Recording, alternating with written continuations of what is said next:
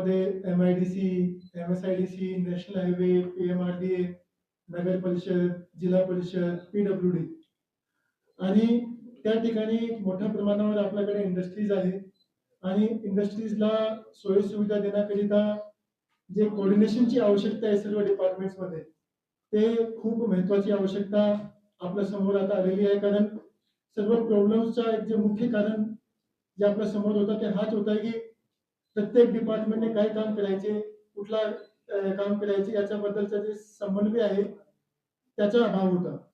तर त्याच्या अंतर्गत मागचे काही दिवसापासून वेगवेगळ्या विषयाबद्दल बैठका झालेली आहेत.